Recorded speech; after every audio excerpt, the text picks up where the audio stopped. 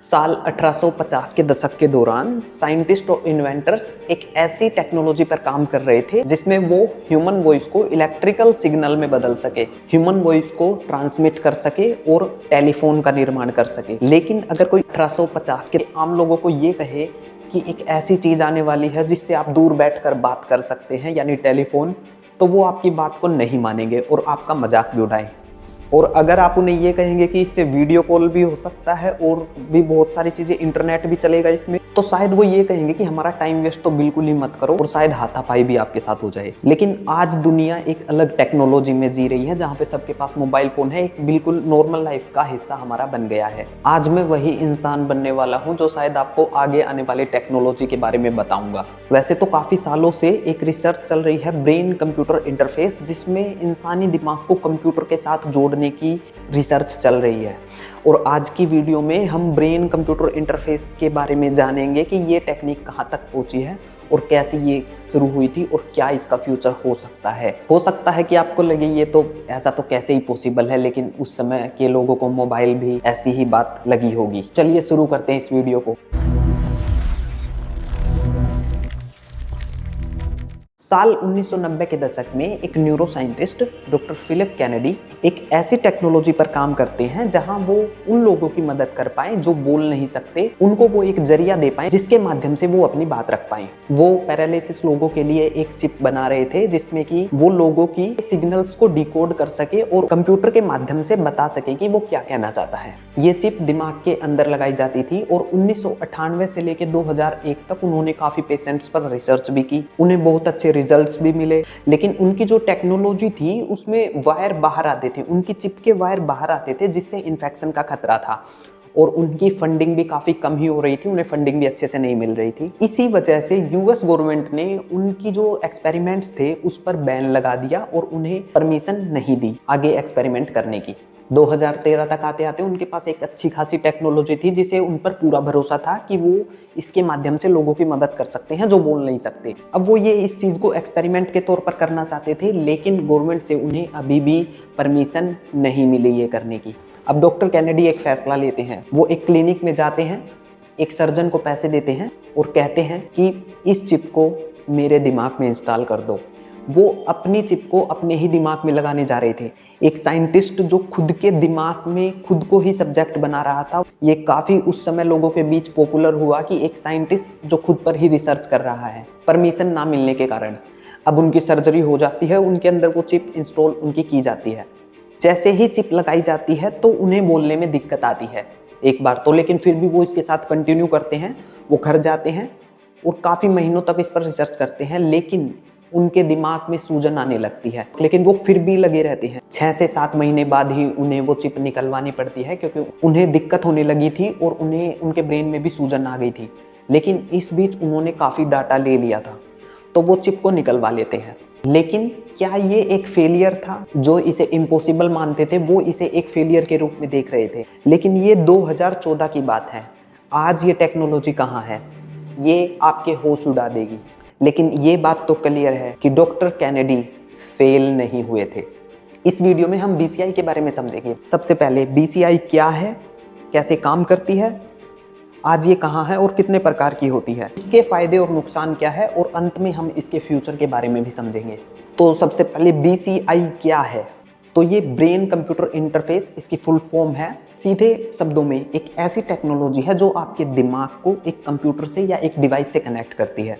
लेकिन ये हमारे दिमाग में चल रहे थॉट्स को, विचारों को समझ सकती है कि हमारे दिमाग में क्या चल रहा है। जितना एडवांस वो उसका डिवाइस से इसे कनेक्ट किया जाएगा। तो सीधे शब्दों में ये हमारे दिमाग को कंप्यूटर से जोड़ती है, मशीन से जोड़ती है। अब ये मशीन से तो जोड़ती है, लेकिन ये समझना बहुत ज़रूरी है कि ये कैसे काम करती है। इसे समझने से पहले हमें समझना होगा कि हमारा दिमाग कैसे काम करता है। जब भी हम कुछ देखते हैं, बोलते हैं, सुनते हैं, समझते हैं, तो हमारे ब्रेन में एक्टिविटी चलती है। जैसे अभी मैं ये हाथ हिला रहा हूँ तो मेरे ब्रेन से सिग्नल गए हैं, वो एक्टिविटी हुई, उसके बाद मैं हाथ हिला पाया था। आप ये वीडियो देख रहे हैं, इसे समझ रहे हैं, तो आप वीडियो देख रहे हैं, आपके विजुअल कॉर्टेक्स में एक्टिविटी हो रही है। ये एक्टिविटी क्या है? हमारा दिमाग छोटे छोटे सेल से बना है जिसे न्यूरॉन्स कहते हैं। इनकी संख्या लगभग 82 बिलियंस होती है। ये हमारे पूरे दिमाग को बनाते हैं। जैसे विजुअल कॉर्टेक्स में देखने वाले, ऑडिटरी कोर्टेक्स सुनने वाले, अलग अलग हिस्सों में न्यूरॉन्स होते हैं, जैसे कि मोटर कोर्टेक्स जो हमारे हाथ पैर को चलाने के लिए अलग न्यूरॉन। तो पूरा दिमाग इनसे बना है और जब हम कुछ देखते हैं, सुनते हैं, तो इन न्यूरॉन्स के बीच इलेक्ट्रिकल एक्टिविटी होती है, करंट का ट्रांसफर होता है। इस करंट फ्लो को ही हम ब्रेन एक्टिविटी कहते हैं, या न्यूरॉन्स का फायर करना भी हम इसे कह सकते हैं। और जब ये एक्टिविटी हमारे दिमाग में एक पैटर्न के रूप में बनती है तो हम इसे ब्रेन वेव्स कहते हैं। हमारे दिमाग में अलग अलग हिस्से होते हैं जो अलग अलग काम संभालते हैं, जैसे बोलने के लिए ब्रोकास एरिया, मूवमेंट करने के लिए मोटर कोर्टेक्स, देखते समय विजुअल कोर्टेक्स, सुनते समय ऑडिटरी कोर्टेक्स। तो ये दिमाग के अलग अलग हिस्से होते हैं। जब हम फील करते हैं तो वो अलग हिस्सों में एक्टिविटी होती है। अभी आपके विजुअल कोर्टेक्स में, ऑडिटरी कोर्टेक्स में फायरिंग के पैटर्न्स बन रहे हैं। अब आपको ये समझ आ गया होगा कि हम जब भी कुछ करते हैं तो हमारे दिमाग में एक पैटर्न बनता है। अब BCI, ब्रेन कंप्यूटर इंटरफेस, इस पैटर्न को समझने की कोशिश करता है कि एक्टिविटी कहाँ हो रही है, किस हिस्से में हो रही है, और जो ये पैटर्न बन रहा है, इस पैटर्न का मतलब क्या है। अब जो चिप या सेंसर जो लोगों के दिमाग में लगाई जाती है, वो कंप्यूटर को ये बता सकता है कि कहाँ विचार चल रहा है और क्या एक्टिविटी चल रही है। इसके आधार पर उसकी सोच को समझा जा सकता है। और वो ये कैसे बताता है, जिस डिवाइस के साथ ब्रेन को जोड़ा जाता है वो AI एल्गोरिथम उसको ट्रेन किया जाता है कि किस फायरिंग पैटर्न का क्या मतलब होता है। तो वो ये समझ सकता है कि अगर मोटर कोर्टेक्स के इस हिस्से में ये पैटर्न बन रहा है तो ये अपना हाथ हिलाना चाहता है, क्योंकि वो AI एल्गोरिथम को ट्रेन कर दिया गया है।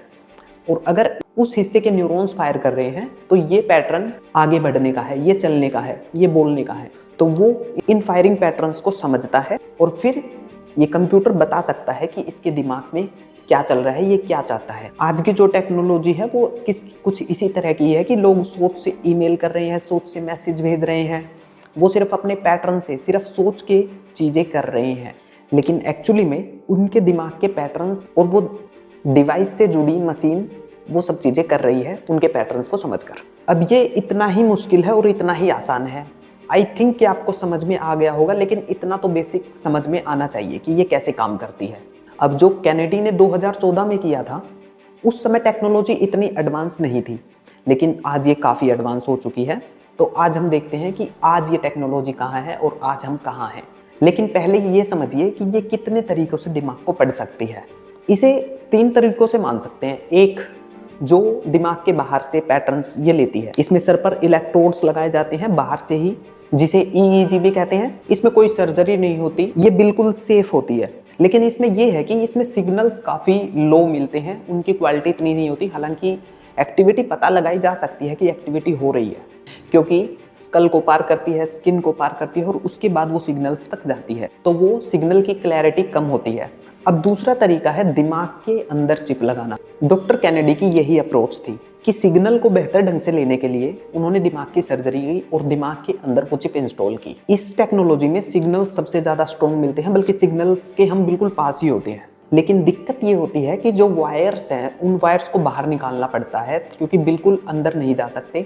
जो वायर्स वो बाहर आएंगे, फिर वो ही कनेक्शन करके उन्हें डिवाइस के साथ जोड़ा जाएगा। इससे इन्फेक्शन का रिस्क था और मूवमेंट में भी आपको ज़्यादा मूवमेंट में आज़ादी नहीं मिलती। आपको एक जगह बैठकर अपने सिग्नल्स को समझना होता है और उनसे अटैच रहना पड़ता है, डिवाइस से अटैच रहना पड़ता है। ये वही सिस्टम था जो डॉक्टर कैनेडी ने अपने ऊपर इस्तेमाल किया था। और अब बात करते हैं तीसरी और आज की मॉडर्न BCI। आज न्यूरालिंक और सिंक्रोन जैसी कंपनियां इस आइडिया को नेक्स्ट लेवल पर ले जा चुकी हैं। आज की चिप रोबोटिक सर्जरी से अंदर डाली जाती है। इसमें कोई वायर नहीं होते और इसमें जो इलेक्ट्रोड्स होते हैं वो भी ऐसे होते हैं जो दिमाग को नुकसान नहीं पहुंचाते। ये न्यूरॉन्स के सिग्नल को काफ़ी क्लैरिटी से डिटेक्ट करती है। ये चार्ज भी वायरलेसली होती है और क्योंकि इसके वायर बाहर नहीं आते तो इसमें इन्फेक्शन का खतरा भी बहुत कम होता है। जैसे वायरलेस ईयरबड्स में हम गाने सुनते हैं, उसी की तरह इसका जो डाटा आता है न्यूरॉन्स का, वो भी डिवाइस को वायरलेसली मिलता है। हमने देखा है कि बंदरों में चिप इंस्टॉल की गई न्यूरालिंक ने और बंदरों ने गेम खेला, ये उन्हीं सिग्नल्स की वजह से था।